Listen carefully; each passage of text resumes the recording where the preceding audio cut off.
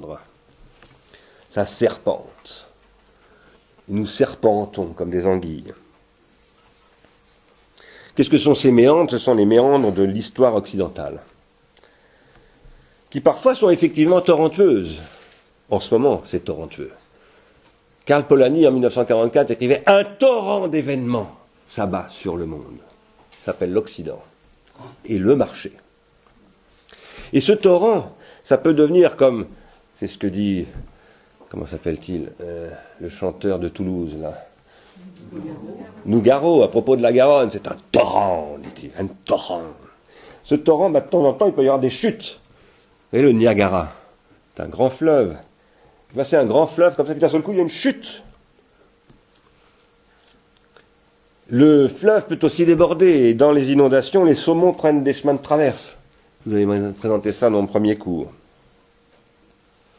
Voilà ce que nous essayons de faire. Nous essayons de remonter tous ces éléments et de comprendre où se sont passés les grands méandres, où est-ce qu'il y a eu des grandes chutes, et comment est-ce que nous, les pauvres saumons noétiques, nous pouvons remonter à la source, parce qu'en ce moment, il faut remonter à la source.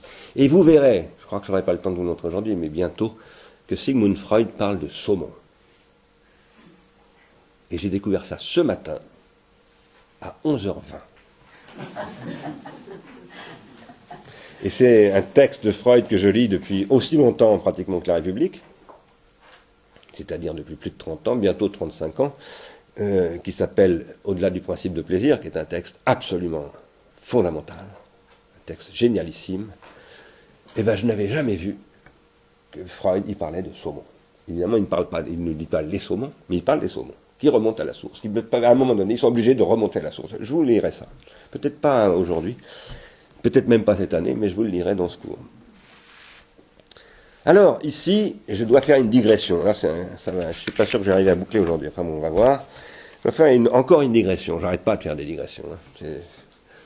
Les saumons, ça serpente, moi aussi. Hein.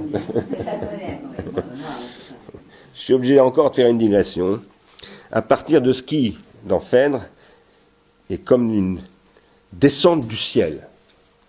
Je vous ai dit, dans La République, le philosophe va monter au ciel. Mais d'abord, dans Phèdre, l'âme descend du ciel. L'âme vient du ciel, et elle descend du ciel sur la terre, c'est-à-dire dans le corps. Jésus aussi descendra du ciel, d'ailleurs, d'une certaine manière, dans un corps qui est celui de Marie, avant d'être le sien. Mais c'est pas tout à fait pareil. Je veux dire par là que Phèdre raconte une chute. C'est pas une chute du Niagara, mais c'est une descente. Ça descend. L'âme tombe. C'est une chute non pas hors du paradis à proprement parler, mais quand même ça ressemble énormément au paradis, cette voûte céleste-là. C'est pas exactement le paradis, mais ça y ressemble beaucoup.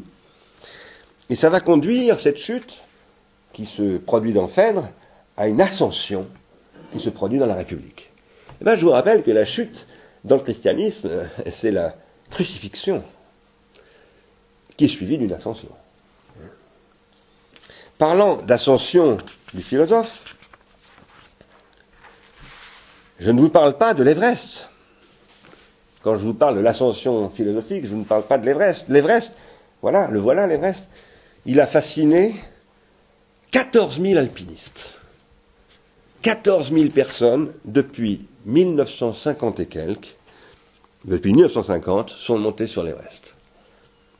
Il y en a 200 qui sont morts. Il y a 200 cadavres sur cette montagne qu'on n'a pas pu ramener, qui sont là. 200 mecs ou femmes qui sont partis, au risque de leur vie, ils se disaient « Je vais y aller ». Ils regardaient là-haut, comme Saint François. Mais c'est pas Dieu qui regardait, c'est l'Everest. Il y en a 4000 qui ont réussi à monter jusqu'en haut. Vous vous rendez compte de ça? Et nous, on n'en fait pas partie. 4000. Ceux-là, par exemple, en 2002, se sont photographiés eux-mêmes. C'est le numérique, c'est pratique. Mais l'ascension dont je vous parle ici, c'est aussi celle-ci que Giotto nous montre, ou encore Garofalo. C'est une ascension du Christ où il y a des anges, voilà. Voilà, ces âmes ailées, elles se sont transformées en angelots. Comme chez Giotto, il y a des anges. Ils nous viennent sans doute de la Bible, les anges. Il y a des anges dans la Bible. Mais ils nous viennent aussi de Platon et de Phèdre. Notamment lorsque dans Phèdre, on parle de hordes d'âmes ailées. Il y a aussi des hordes d'anges, vous savez, ce sont des hordes, ça, déjà, d'une certaine manière. Hein. Regardez bien cela, ce tableau flamand, qui représente l'ascension de Jésus. Mais c'est incroyable, on croirait la sortie de la caverne de Platon. Vous n'êtes pas d'accord ?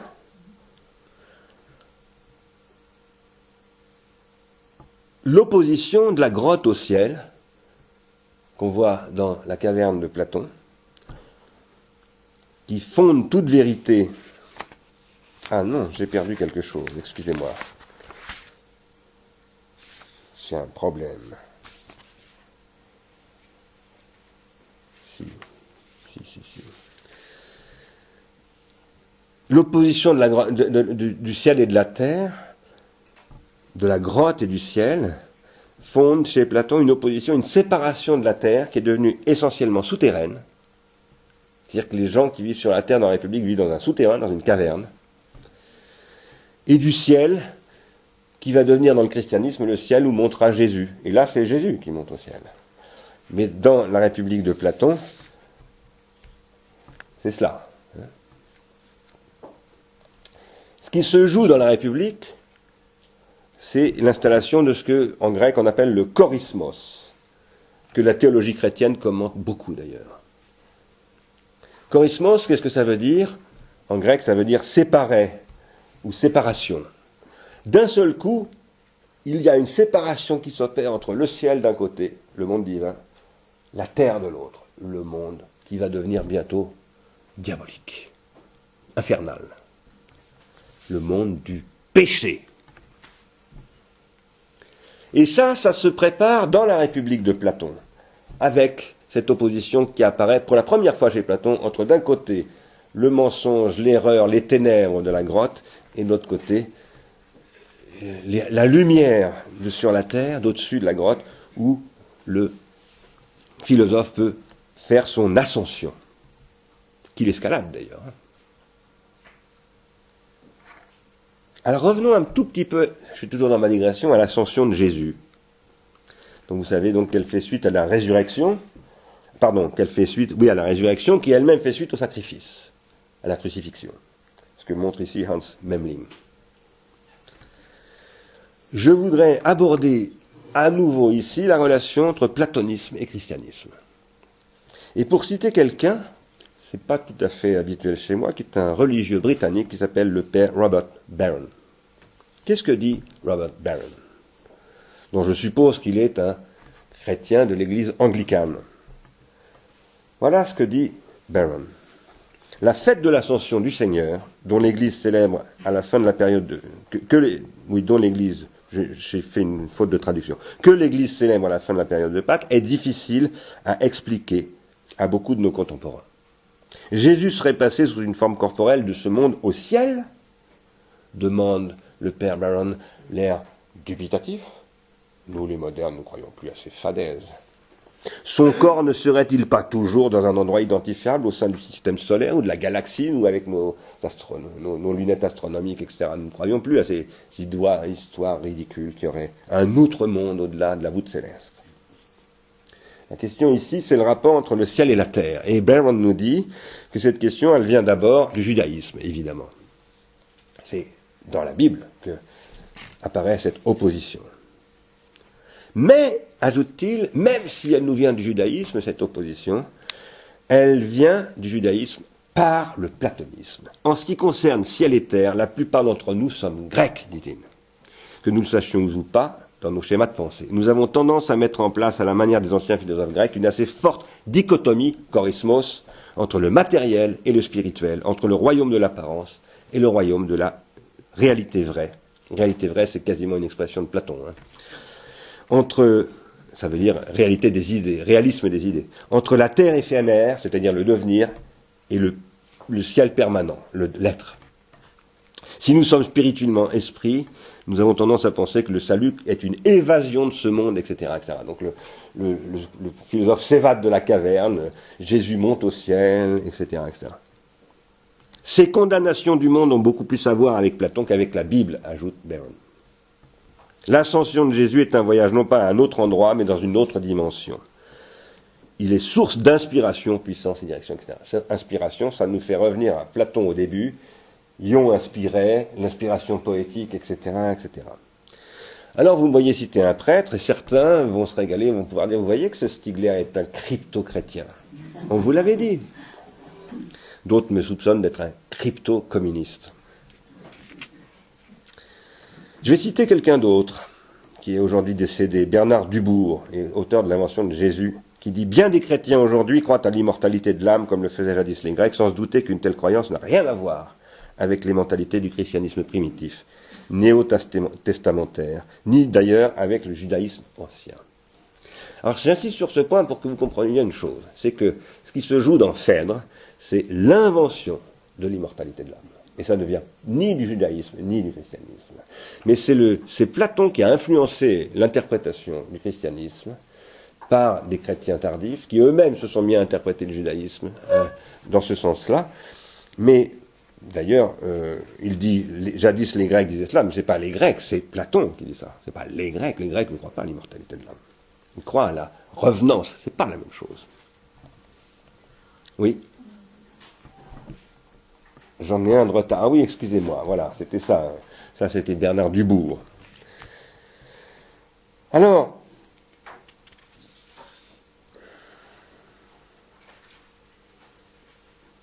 ce que je crois, c'est que Platon, dans Phèdre, est en train de quitter le monde grec, en tout cas le monde grec tragique. Il est en train d'inventer un nouveau monde, qui est toujours grec d'ailleurs, qui est le monde hellénistique. Ce n'est pas le monde grec ancien, mais le nouveau monde qui va conduire à travers l'hellénisme finalement à Byzance, etc., c'est-à-dire à un empire chrétien orient, ce qu'on appelle l'empire chrétien d'Orient, qui parle grec, tout est écrit en grec, etc., et qui est actuellement Istanbul, où il y a la fabuleuse Sainte Sophie, qui est le sommet du monothéisme, puisque c'est un endroit où les 3 monothéismes ont été implantés. Bon, je ne vais pas vous parler de cela. Quoi qu'il en soit, Platon, c'est celui qui invente l'immortalité de l'âme, et je dis invente l'immortalité de l'âme au sens où Gérard Granel m'a fait un cours un jour où il parlait de l'invention de l'âme par Platon. L'invention de l'âme, c'est l'invention de l'immortalité de l'âme en tant qu'elle s'oppose au corps. C'est Platon, le premier, qui parle d'une âme qui serait opposée au corps. Et le problème, c'est quand on lit Platon en interprétant les textes de Platon d'avant la République et Phèdre, avec cette image-là dans la tête, on ne comprend absolument rien au dialogue d'avant. Et comme le Platon qu'on vous présente à l'école, dans les classes de terminale par exemple, c'est toujours le Platon de la République, c'est-à-dire celui qui a opposé l'âme au corps, le mythe de la caverne, enfin l'allégorie de la caverne, qu'on appelle dans ces cas-là le mythe de la caverne, eh bien, après on ne comprend plus rien à Platon. Platon, pour le lire, il faut effectivement, comme des saumons, remonter à la source, et la source, eh bien, c'est Homère. C'est les présocratiques. C'est l'Athée. Pardon ? Et c'est Orphée. Il y avait déjà la oui. séparation de l'âme et du corps. Oui, mais c'est une secte, l'orphisme. C'est-à-dire que c'est pas une... Elle existait au 7e siècle avant Jésus-Christ. Oui, c'est vrai. Mais c'est pas du tout une... C'est pas la même chose. La séparation, c'est pas la même. Le corps et l'âme, et même, il y avait dans cette secte, justement, une ascèse pour le corps. Oui, je sais bien. Donc ça monte au 7e siècle avant Jésus-Christ. Bien sûr, je ne dis pas du tout qu'il y a pas de... Mais la pensée grecque, la pratique, les orphiques comme les dionysiaques d'ailleurs, étaient considérés par les Grecs justement comme une secte.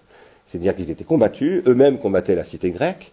Là je vous renvoie au texte de Vernon, justement, où Vernon, c'est là que Vernon explique que l'orphisme c'est une secte comme le dionysisme. Mais c'est quand même une pensée, la raison. Non, mais bien entendu que c'est une pensée. Mais ce que je veux dire par là, c'est que ça n'est pas du tout la pensée dominante des Grecs. Mais ça restait en eux quand même. Dans leur, quand ils parlent des poètes, et justement quand on fait référence à la partie tragique, à l'âge tragique, il y avait les poètes, il y avait Orphée, et il y avait l'orphisme. Oui, non, mais l'orphisme est une interprétation d'Orphée. Une interprétation d'Orphée, mais qui remonte quand même au 7e siècle, donc qui est antérieure oui. à Socrate de deux siècles. Oui, oui, non, mais l'orphisme, c'est une vieille tradition, vous avez tout à fait raison. Et qui est une interprétation aussi de la transmigration des âmes, qui elle-même remonte aux Indiens, donc, enfin, aux Hindous. Enfin. Mais ce que je veux dire, c'est que l'orphisme, comme le dionysisme, et il y a d'autres sectes, il y a beaucoup de sectes, hein, mais celles-là sont les deux plus connues, elles s'opposent au mode de vie des Grecs. C'est-à-dire qu'elles dénoncent, aussi bien les orphiques que les dionysiens dénoncent la cité. C'est contre la politique que se fait l'orphisme. C'est contre le mode de vie de la citoyenneté. Les orphiques disent qu'il ne faut pas se mêler de tout ça. De toute façon, c'est pourri. Tout ça est pourri. Oui, sûrement. Ah ben oui, mais moi je combats ça. C'était pour ça que ça a été rejeté, qu'on a fait un silence sur cette... Oui, mais cette si vous voulez, l'orphisme, c'est ce qui refuse d'admettre la religion, pas la religion, la pensée tragique. C'est-à-dire que la pensée tragique, elle pose qu'on ne peut pas se purifier. On ne peut pas être pur. On peut s'élever, on peut chercher à devenir toujours meilleur, mais on ne peut jamais être un dieu. On ne peut jamais être Orphée. Ah non, bien sûr, mais je parle de la séparation du dualisme de la nature humaine qui existe dans l'orphisme. Oui, oui, je suis bien d'accord. Mais si moi je récuse ça, et je crois que si les Grecs majoritairement récusent l'orphisme et appréhendent cette pensée comme une pensée de secte, c'est précisément parce que ça conduit à refuser la situation. Mais vous croyez que Platon, on n'a pas entendu parler? Mais bien sûr que si. Eh ben, Il s'appuie donc, ça dessus. revient chez lui. Oui, mais je suis tout à fait d'accord. Mais je suis. C'est vraiment l'inventeur de... C'est les mots Non. inventions, Oui, non. Mais quand je dis qu'il est l'inventeur, et Oui, invention de l'âme opposée au corps. quand je dis ça, c'est en m'appuyant sur Granel. Et qu'est-ce que dit Granel? Granel, qui était un chrétien d'ailleurs lui-même, précise dans son cours, quand il faisait son cours, qu'il utilisait le mot inventio de latin, l'invention en théologie, ou en christologie d'ailleurs. On parle de l'invention de Jésus, vous savez ça. Oui. Ça veut dire on déterre. Bon. Et donc l'invention de l'âme, c'est quelque chose qui est déterré, en effet, dit Granel. Mais qu'est-ce qu'il veut dire en disant cela? Il dit, en fait, Platon, il est philosophe, donc il se revendique des présocratiques, de toute cette tradition tragique. D'un seul coup, il prétend nous dire ce que c'est que l'âme véritablement. Et nous dire, finalement, c'est à partir de l'âme qu'il faut penser le vrai, qu'il faut penser le logos, etc. Or, ce rôle tout à coup donné à l'âme, et à l'âme entendue comme immortelle, par Platon en philosophie et dans la pensée des présocratiques, eh bien c'est une invention de Platon en ce sens-là. Ça ne veut pas dire du tout qu'il y avait, évidemment, il y avait, même tout à fait en dehors des Grecs, il y a des interprétations de la revenance, que j'appelais tout à l'heure la revenance ou de la transmigration, notamment par les orphiques, et il y en a d'autres. Mais le fait que Platon mette ça au cœur de la pensée de la philosophie, pour Granel, mais aussi pour moi, et pour Heidegger, et pour beaucoup de monde, et pour Vernon en particulier. Parce que Vernon, ce qui est intéressant, c'est que c'est pas un philosophe, c'est pas quelqu'un qui défend un point de vue. Vernon, il analyse toute la littérature grecque. Voilà. Et je vous recommande vraiment de le lire, où il montre que c'est anti-grec cette position des orphiques. Voilà. Que c'est pas du tout la position, ça ne correspond pas à la culture grecque, c'est une réaction. Alors il y a toujours des cultures, à l'intérieur d'une culture, il y a toujours ce qu'on appelle aujourd'hui, au XXe siècle, des contre-cultures. Mais c'est une contre-culture, c'est pas du tout la culture tragique. Et voilà, alors moi ce qui m'intéresse là-dedans, c'est de montrer que vous ne pouvez pas, si vous lisez Platon depuis Ion jusqu'à Phèdre, si vous n'êtes pas si vous ne savez pas ce que c'est que la culture tragique, c'est-à-dire que précisément c'est une culture qui n'oppose pas l'âme et le corps, qui ne les sépare pas, qui ne sépare pas le mortel et l'immortel, mais qui en revanche pose qu'on ne peut jamais devenir un immortel, c'est ça qui est important. Parce que chez les Grecs, celui qui dit qu'il peut devenir un immortel, c'est un impie, c'est celui qui croit qu'il peut devenir un dieu. Et ça c'est le plus dangereux des hommes, voilà, c'est ça que ça veut dire. À partir de là, moi ce que j'essaie de dire, c'est que si on ne comprend pas ça, on ne comprend strictement rien à ce que dit Platon, à ce qui se joue chez Platon. Moi ce qui m'importe quand je lis un philosophe, c'est pas essentiellement de comprendre ce qu'il dit pour dire il a raison ou il a tort. Ça aussi ça m'intéresse. Mais d'abord ce qui m'intéresse, c'est de comprendre le rôle qu'il a joué dans la formation de mon esprit et de la civilisation à laquelle j'appartiens. Et Platon, il a joué un rôle extrêmement complexe parce qu'il y a plusieurs Platons. Et il y en a plus que deux. J'ai même dit un jour qu'il y avait 1000 Platons. Mais je pense qu'en tout cas, il y a celui d'avant la République et il y a celui d'après la République. C'est plus du tout le même. Voilà. Alors maintenant, vous avez raison, que bien entendu, qu'ils s'inspirent de l'orphisme, etc. Mais enfin, pour moi, l'orphisme, c'est une longue histoire. Mais Eurydice a joué, on connaît mieux Eurydice chez nous que Perséphone, finalement. Oui, mais Eurydice, vous voyez, Eurydice, elle est morte. Elle est morte, oui, parce que... mais elle n'est pas immortelle. Et Orphée n'est pas immortel. Et c'est ce que dit le banquet que je vous avais lire l'autre fois. C'est-à-dire, dans le banquet, Platon fait dire, ah, mais non, ce ne sont pas des immortels, ce sont des revenants. C'est pas du tout la même chose. Et donc, quand vous dites Eurydice... oui, mais Eurydice, elle n'est pas du tout une immortelle. Non, donc, le mythe d'Eurydice... Ça veut dire qu'il est allé la chercher sous terre pour la ramener. Et malheureusement, il s'est retourné. Bon, mais il est allé la chercher sous terre pour la ramener. Qu'est-ce que ça veut dire? Ça veut dire... à la vie. Mais non, ça ne veut pas dire la ramener à la vie. Ça veut dire qu'elle revient toujours à la vie. Là, elle est en vie. Mais ça ne veut pas dire qu'elle est immortelle. Elle vous habite, elle vous possède. Donc, ce qui est important, c'est que vous n'oubliez pas Eurydice. Et à travers Eurydice, vous n'oubliez pas Orphée, bien qu'il se soit retourné d'ailleurs. Donc, ce que je veux dire par là, c'est qu'il faut bien comprendre que l'inoubliable, ce que j'ai appelé à un moment donné l'inoubliable, l'extraordinaire, ça n'est pas l'immortel. C'est pas la même chose. Et que ce qui est important, c'est qu'il y a des inoubliables. Voilà. Il y a des inoubliables, mais ce ne sont pas des dieux. Eurydice, c'est pas une déesse. Autrement dit, c'est pas une immortelle. Non. Et elle revient. C'était le fils d'une muse. Non mais attendez, on va pas. Orphée, c'était un mythe. Donc Orphée n'était rien d'autre qu'un mythe. Il faut que vous compreniez bien ça. Et ne mélangeons pas les mythes avec la philosophie. Moi, je suis pas en train. Quand Platon utilise les mythes, ce que souvent on lui a reproché d'ailleurs, mais il ne faut pas nous mettre à mythologiser Platon. Vous comprenez? Parce que sinon, on va régresser, quoi. Bon. J'aimerais bien essayer de terminer. On va essayer, parce que sinon on n'avancera pas. Mais ça devrait aller plus vite. Alors, on lira bientôt, enfin j'espère en tout cas, l'allégorie de la caverne, qui n'est pas un mythe précisément, hein, mais une invention de Platon, là, pour le coup. Alors là, ça c'est vraiment une invention de Platon. On essaiera de le lire dans le dernier cours. D'ici là, je vous recommande d'abord de lire le livre 7 de la République. Il faudrait le lire en entier, de toute façon il se lit extrêmement bien. Il y a des livres de la République qui sont extrêmement casse-pieds, je vous l'ai déjà dit. Il y en a que je n'arrive pas à lire, tellement je les trouve ennuyeux, mais celui-là, il est merveilleux, c'est certainement le plus beau texte de Platon. J'ai beau ne pas aimer la République, je pense que c'est un chef-d'œuvre absolu, ce chapitre. Et puis je vous propose de lire le commentaire qu'en donne Heidegger dans un texte qui s'appelle Questions 1 et 2, publié aux éditions Tell chez Gallimard, pages 427 à 469. Essayez de le lire, ce texte de Heidegger. On n'a pas le droit. Chez Gallimard. Bon, moi je veux bien qu'on le mette. Hein, si ma juriste préférée me dit qu'on peut le mettre sur le site, on le met sur le site. Mais je suis quand même pour protéger l'édition française. Tu vois. Donc je pense qu'il vaut mieux l'acheter. Et... Pardon ? Question 1 et 2, c'est chez Gallimard, ça coûte pas très cher, même si c'est un gros texte, ça doit coûter 7 €. Alors, avant de dire cela, si on le lit cette année, j'en suis pas tout à fait sûr, nous allons donc lire Phèdre de plus près et maintenant de manière plus cursive.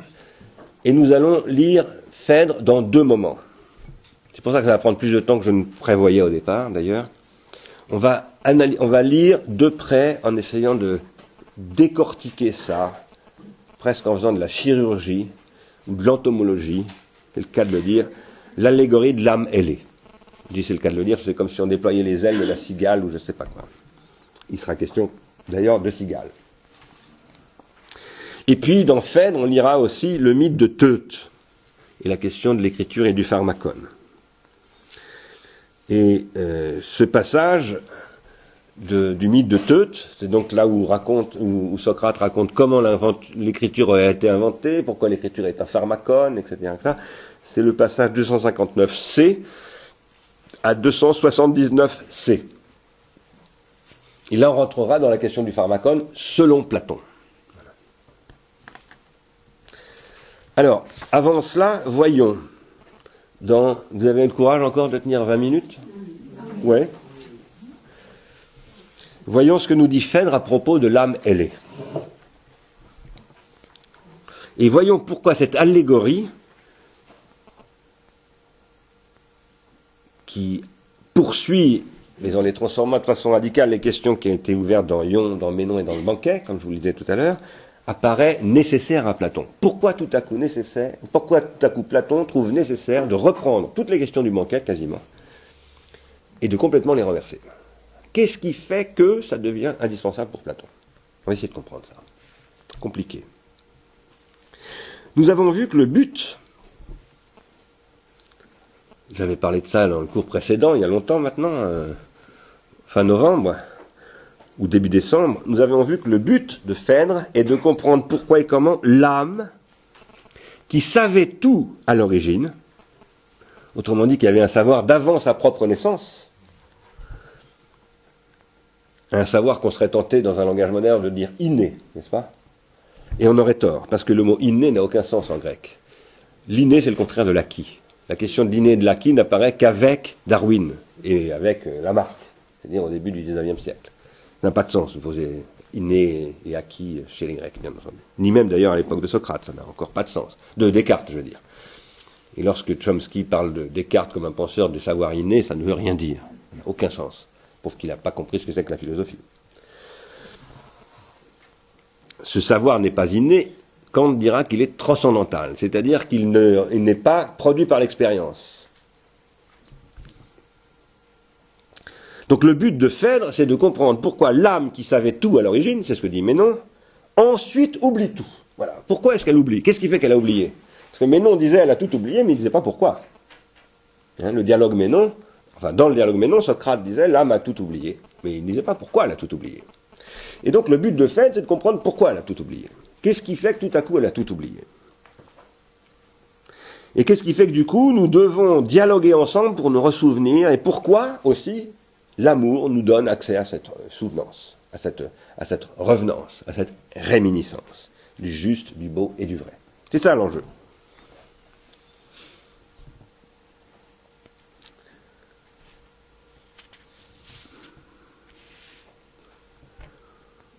Comme je l'ai déjà dit, il se produit cependant dans Phèdre un renversement. C'est-à-dire qu'au moment où il veut expliquer tout cela, qui étaient les questions du Ménon et du banquet, eh bien il les renverse. Parce que ce qui constituait dans Ménon un rapport du sous-sol, de l'Hadès, là où sont les rétentions secondaires collectives, les rétentions tertiaires collectives, vers la surface, c'est-à-dire que dans Ménon, de sous terre, on allait vers la surface, et ça venait d'en dessous, le savoir venait d'en dessous, il venait de sous la terre, comme là. Eh bien, dans Phèdre, il y a un renversement qui se produit, et maintenant il va venir du ciel, et comme il va venir du ciel, eh bien on va voir que la surface va devenir un souterrain, une caverne. Et ça va être dans la République. C'est-à-dire que le renversement qui s'opère dans Phèdre, qui est que maintenant la vérité vient du ciel, va faire que dans la République, finalement, ceux qui vivent sur terre ne vivent pas sur terre, ils vivent sous terre. On est toujours sous terre. On croit qu'on est sur terre, mais on est sous terre. Et on n'accède pas au ciel, on ne voit pas le ciel. On voit des trucs, on croit qu'on voit quelque chose, mais ce qu'on voit, c'est des illusions. D'accord? Et cependant, c'est là où je voulais en venir, cette apparition du caractère souterrain de notre vie, qu'on ne voit vraiment que dans la République, il est annoncé dans Phèdre. Parce que c'est, voilà, ce jugement rendu, les unes descendent dans les prisons souterraines pour y payer leurs peines. Et qu'est-ce que ça veut dire, ça? Quand elles sont tombées, c'est la chute des âmes. Le souterrain devient la peine, devient la condamnation. Cette condamnation qui va conduire à l'image de l'enfer d'un christianisme tardif qui est le christianisme médiéval. Cette inversion, cela dit, qui fait que la vérité venait de sous terre chez les tragiques et que maintenant elle tombe du ciel, eh bien elle va se croiser avec le christianisme, mais même le père Barron va dire, mais non, ça c'est une vision platonicienne en réalité. C'est pas comme ça. C'est vrai que dans la Bible, bien entendu, le ciel et la terre s'opposent, mais c'est pas du tout, c'est l'interprétation platonicienne qui va en donner ce que nous en percevons aujourd'hui. Alors, Nous essayons de reconstruire tout ça. Nous sommes des somonoétiques. Et comme somonoétiques, qu'est-ce que nous faisons? Nous passons par des hypomnématas, par des rétentions tertiaires. Par exemple, la notice Wikipédia. Tiens, il y a un cours sur Platon et Pineuille. Qui est Platon? Hop, je vais sur Wikipédia. Éventuellement, nous avons entendu parler de Platon à la télévision. Nous voyons des films, des photos. Nous voyons des photos, des tableaux. Il y a des gens qui disent, mais ça, c'est bidon, ça, cette photo. C'est une invention. C'est un hypomnématon. Méfiez-vous des hypomnématas. Du refourc amatoire. Il n'y a pas que Thomas aussi, il doute. Hein? C'est difficile d'être des mortels.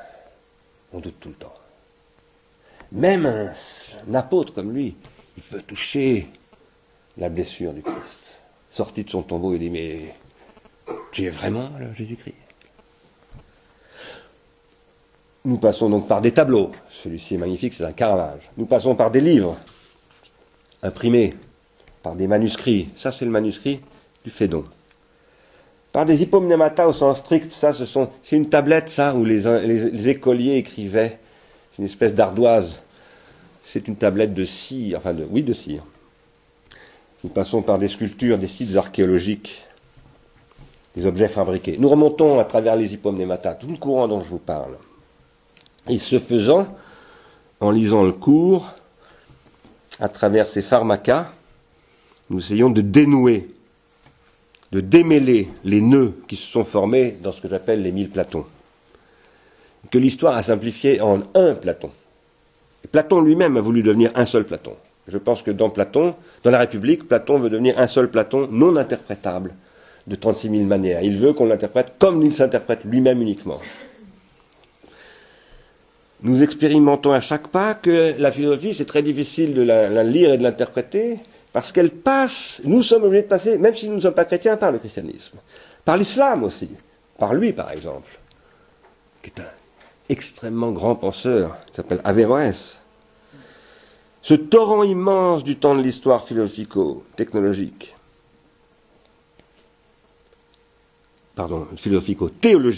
de l'Occident, que je vous représentais comme ça, grâce à l'aide de Caroline, c'est elle qui a mis les saumons, notamment, et pas seulement.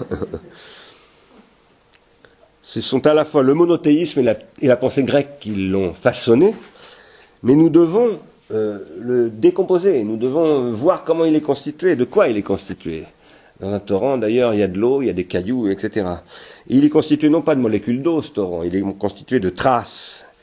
Ces traces, ces hypomnématas, dont je vous parle souvent, ces pharmacas, eh bien, Platon nous en parle, et il nous en parle dans la République pour les condamner, en disant ce ne sont que des marionnettes, des illusions. Et ces illusions, nous dit-il, elles peuvent produire des choses comme cela. Ça, c'est le théâtre optique d'Émile Reynaud, 1880 à peu près. Et ça ressemble incroyablement à cette caverne qui est celle de Platon.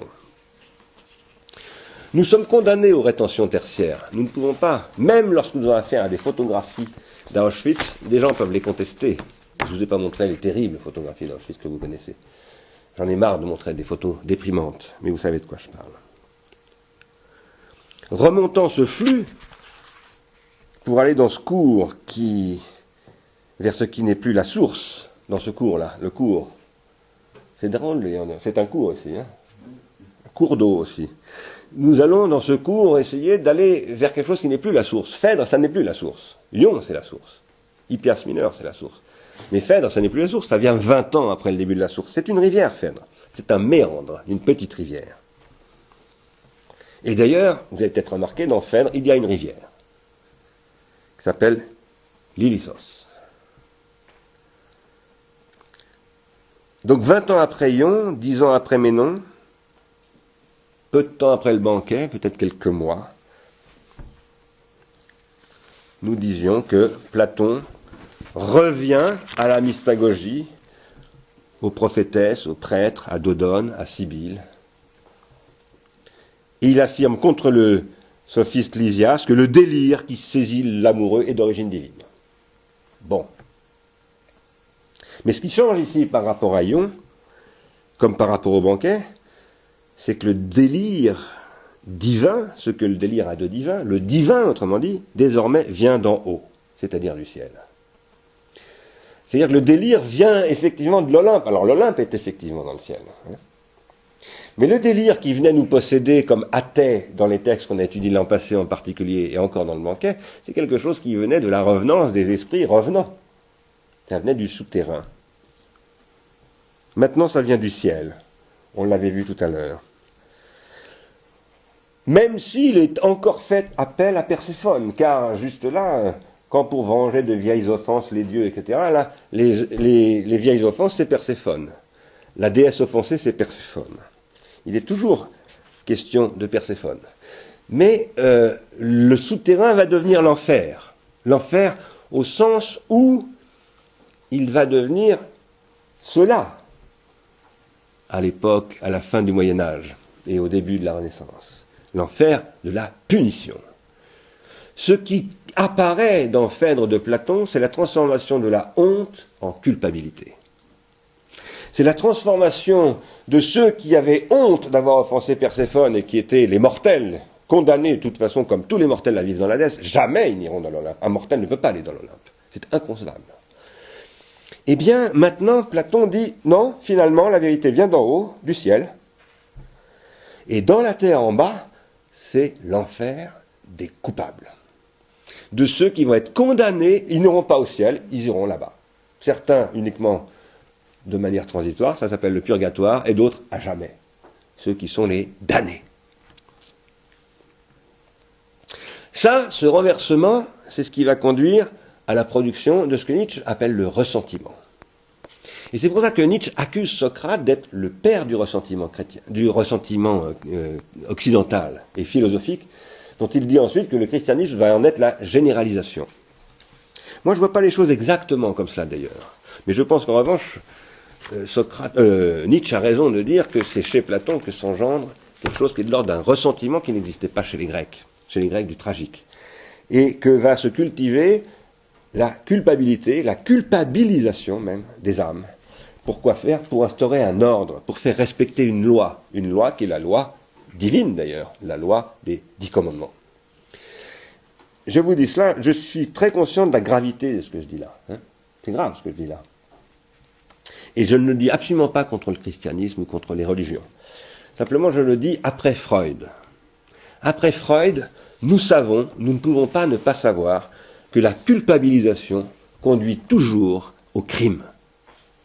Que si vous culpabilisez quelqu'un, vous l'enfermez dans le ressentiment et vous le rendez foncièrement bête et méchant.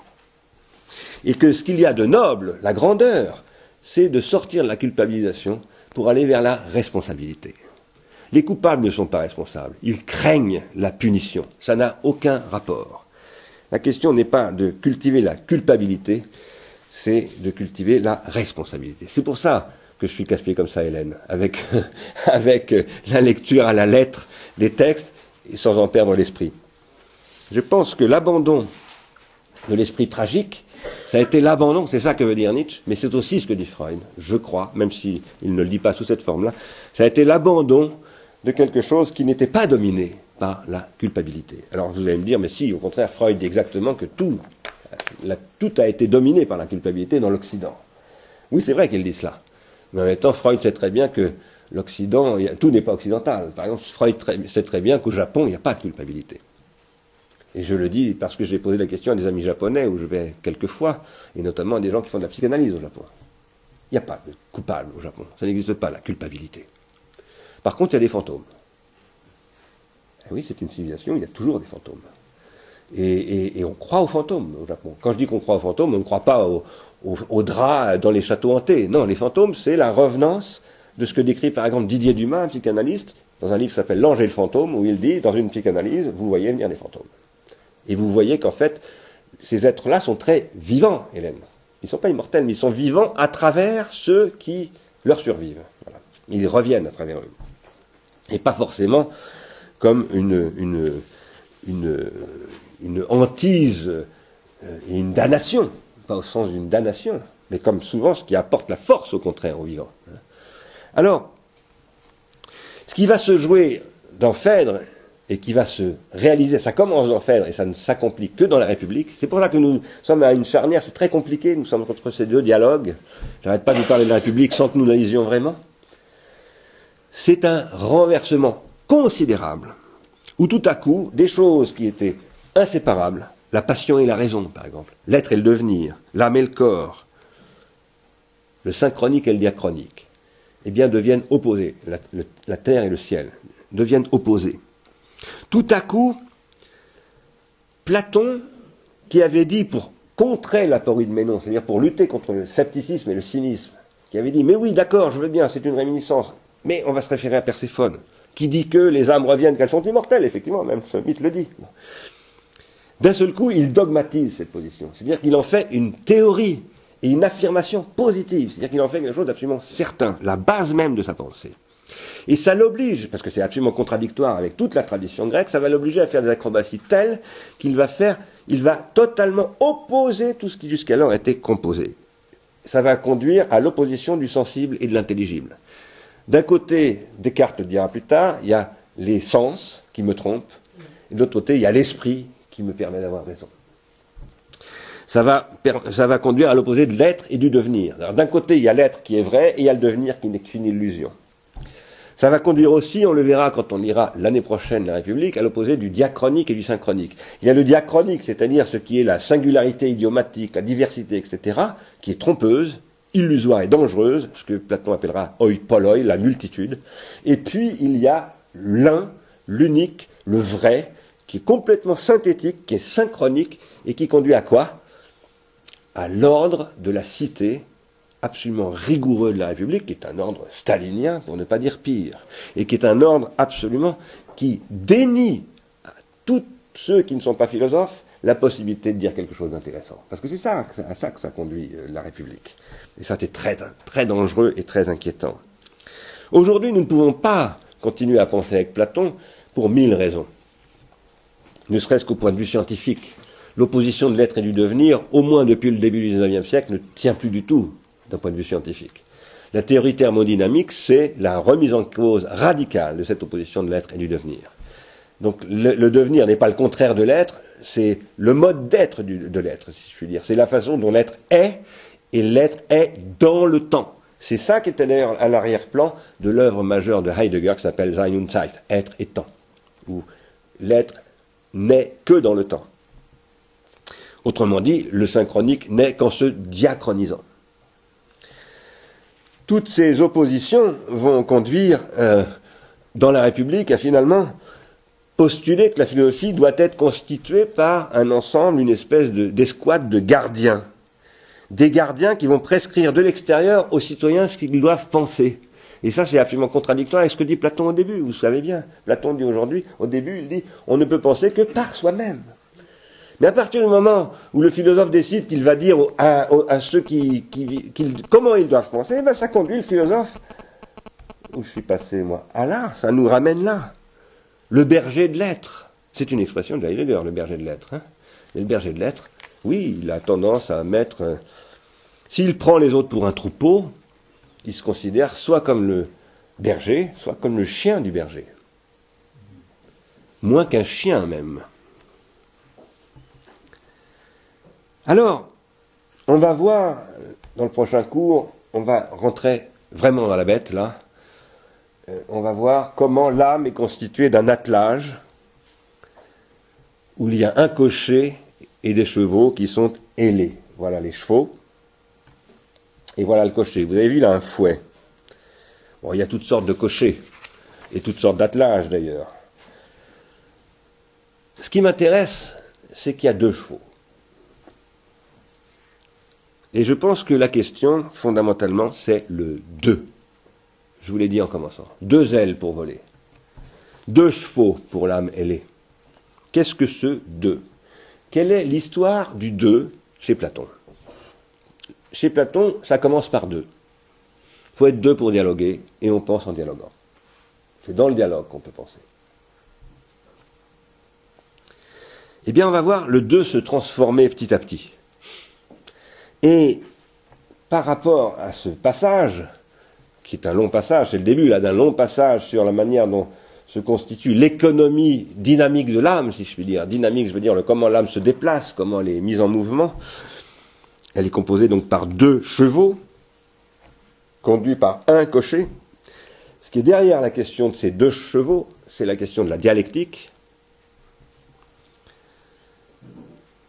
qui va conduire finalement cette dialectique, la dialectique du début de Platon qui était la dialectique du dialogue, elle va conduire à une dialectique qui est une dialectique dogmatique dans la République qui a pour but d'éliminer le 2. Il ne faut plus être 2, il faut être plus qu'un. Il faut tout soumettre à l'un qu'incarne ce cocher avec son fouet. Les 2 chevaux du Phèdre, on peut les interpréter de 2 manières. Je pense que dans le Phèdre, moi je crois que Platon n'a pas encore fait le saut du revirement de la République. C'est pour ça que je tiens absolument à ce que Phèdre date d'avant la République. Si jamais on m'apprend un jour en toute certitude que ça date d'après, je vais être bien embêté. Mais je pense que ça date vraiment d'avant. Je pense que ça ne tient pas debout de dire que ça date d'après. Si on lit vraiment les textes, c'est pas du tout le même style de toute façon. C'est un autre Platon. Un beau Platon, mais un Platon qui me rend triste. On peut interpréter ces 2 chevaux de 2 manières différentes. Soit on dit, et c'est en général comme ça qu'on l'interprète, c'est même comme ça que j'avais tendance à l'interpréter jusqu'à il y a encore très peu de temps. Reliant cette interprétation à l'élévation vers le ciel pur, à l'ascension du philosophe berger vers le chorismos, qui est une espèce de paradis philosophique, on fait de ces 2 chevaux les 2 figures opposées du bien et du mal qui habitent l'âme à l'intérieur d'elle-même. Le Dr. Jekyll et le Mr. Hyde sont une seule et même personne qui tentent à se couper en 2, à se schiser. La schise, schizophrénie, c'est ça, c'est la schise. Bon. Il est schizophrène, ce Hyde qui est Jekyll. Il est coupé en 2. Et on va dire, il y a une partie de lui en lui qui est le bien, et une autre partie qui est le mal. Alors on va dire, il faut taper le mal, le refouler, pour faire triompher le bien. On peut l'interpréter comme ça. Et moi-même, pendant longtemps, j'ai cru que dans Phèdre, c'est de ça dont parlait Platon. Et aujourd'hui, j'en suis pas absolument sûr. D'abord, je tiens à vous dire une chose qui est un peu difficile parfois à comprendre. Je ne crois pas que Platon sache toujours de quoi il parle. Je pense que les grands textes, les grands moments, ceux qui les font ne savent pas qu'ils font. Parce qu'ils sont possédés par des dieux, justement. Ils sont possédés par des hantises, des revenances. Ils font ça, ils ne savent pas pourquoi ils le font, mais ils le font. Et ça donne des trucs incroyables. Je pense que Platon, dans Phèdre, délire complètement. Il est en plein délire, lui-même. Il est complètement en train de délirer. Et donc il écrit cette histoire de l'âme ailée, qu'on peut interpréter comme l'âme est habitée par le bien et le mal. Ça, c'est ce qu'évidemment nous, qui venons du christianisme et du judaïsme, interprétons forcément ça comme ça. Mais en même temps, si on a bien lu au-delà du principe de plaisir de Freud, alors on peut dire, non. Ce qui se produit, c'est que le char conduit par un cocher avec 2 chevaux est habité par 2 types de pulsions. Des pulsions qui peuvent entrer en conflit les unes avec les autres. Dans ce texte de 1920, au-delà du principe de plaisir, Freud qui soigne des gens qui sont allés à la guerre, qui ont subi, des Autrichiens, qui ont subi des tirs d'obus absolument incessants, dont la plupart ne sont d'ailleurs pas revenus, mais les survivants sont jamais revenus à la vie d'une certaine manière. Ils sont toujours vivants, mais ce sont des morts vivants. Parce qu'ils vivent dans une espèce d'angoisse terrifiante.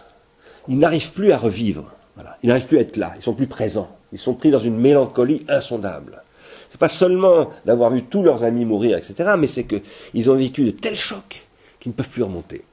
Et ce qui est bizarre, dit Freud, c'est que lui qui les soigne, eh bien, c'est qu'ils répètent le choc traumatique. Ils n'arrêtent pas de répéter dans leurs rêves, etc., de redire les scènes, comme s'ils trouvaient un plaisir à cette répétition. Et là, Freud se dit, mais ça contredit toute ma théorie du rêve. J'ai écrit l'interprétation des rêves, et je disais que dans l'interprétation des rêves, le rêve ramenait que du plaisir. Et là, c'est évident que non. C'est pas du tout du plaisir, c'est de l'horreur, au contraire. Qu'est-ce qui fait la répétition de l'horreur ? Le besoin de répéter l'horrible.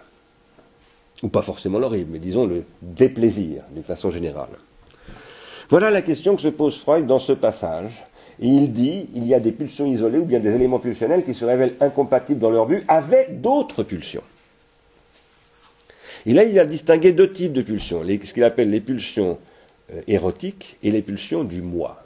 Ce qu'il appelle les pulsions du moi, c'est les pulsions de l'autoconservation. Qu'est-ce que c'est qu'une pulsion d'autoconservation? Vous êtes affecté par des pulsions érotiques et d'un seul coup, vous y renoncez. Freud dit, c'est pas forcément parce que vous avez votre surmoi qui dit non, ça c'est pas beau, ça c'est le cheval gentil qui dit non, faut pas faire ça, c'est pas beau. Non, c'est simplement parce que vous voulez conserver votre petit confort, votre petit moi, votre petit train-train ridicule. Vous dites, ah non, encore une histoire d'amour, je vais me prendre la tête, tout ça. Allez, il vaut mieux rester médiocre et terne, mais surtout qu'on vienne pas me casser les pieds. Ne pas être troublé, et donc ne pas être troublant. En fait, au-delà du principe de plaisir, Freud dit plus loin qu'il faut distinguer deux types de pulsions, donc les pulsions du moi et les pulsions sexuelles. Les premières poussent vers la mort. On essaiera de comprendre pourquoi. La mort ne voulant pas dire forcément mourir, ça veut dire la répétition. C'est-à-dire toujours ramener à l'identique, toujours à l'identique. Ne jamais laisser la différence s'exprimer. Et d'autres cherchent à continuer la vie. La vie, c'est la différenciation. Vous savez bien que la vie, depuis Darwin, on sait que c'est l'évolution, c'est-à-dire la négantropie, on l'appelle en science, la différenciation. Et il ajoute, les pulsions du moi trouvent leur origine dans le fait que la matière inanimée a pris vie et elle cherche à rétablir l'état inanimé, donc à revenir à l'état de poussière, à la mort. C'est ce qu'il appellera plus tard la pulsion de mort et la pulsion de destruction. Et il dit, nous sommes tous constitués par cette pulsion. C'est pas que nous aurions parfois des pulsions de mort. Non, en permanence, la pulsion de mort est en train de nous gouverner pour venir équilibrer la pulsion de vie. Parce que la pulsion de vie est dangereuse pour nous. Si on se laissait aller complètement à la pulsion de vie, on se dissoudrait complètement dans l'autre. On ne tiendrait pas le coup. Elle tente par tous les moyens vers ce but. Par contre, les pulsions sexuelles tentent par tous les moyens vers le but, la fusion de deux cellules germinales différentes d'une façon déterminée. Ça, c'est les pulsions sexuelles qui, elles, sont au contraire, recherchent l'autre et cherchent à s'altérer. Eh bien ça, si vous lisez Phèdre attentivement, c'est ce que vous trouvez dans Phèdre. Phèdre décrit ça, d'une certaine manière. Et précisément, lorsqu'à un moment donné, il dit qu'une âme se mire dans une autre pour s'unir à elle, sa moitié, vous savez, c'est exactement les pulsions sexuelles. Donc vous avez deux manières de lire Freud au XXIe siècle, en 2012, année de tous les dangers. Ou bien vous le lisez à partir de l'héritage judéo-chrétien classique de l'opposition du bien et du mal, ou bien vous le lisez à travers Freud, qui lui aussi hérite de l'héritage judéo-chrétien, mais en passant par Freud, c'est-à-dire en allant plus profondément que l'opposition du bien et du mal, dans la composition des pulsions. Parce que finalement, ce que dit Freud, c'est que les pulsions, il faut toujours leur apprendre à composer, et il dit on lie l'une par l'autre, et on empêche les pulsions de s'exprimer pour produire quelque chose d'autre qui s'appelle du désir, c'est-à-dire ce que Platon appelle de l'amour. On va s'arrêter là. On verra dans la suite que la bonne liaison d'un appareil psychique en bonne santé, c'est ce qui va permettre de faire qu'on transforme l'énergie des pulsions, parce que les pulsions c'est de l'énergie, comme les chevaux, en quelque chose qui fait que la vie vaut la peine d'être vécue, et qui nous rend capable d'être heureux, même dans des années très dures comme 2012. Et on reprendra on reprendra dans 15 jours, cette fois-ci en attaquant directement Phèdre. Donc je ne referai pas d'introduction, etc. Donc ce que je vous demande, c'est d'avoir en tête le texte de Phèdre à partir du passage où je me suis arrêté là, aujourd'hui.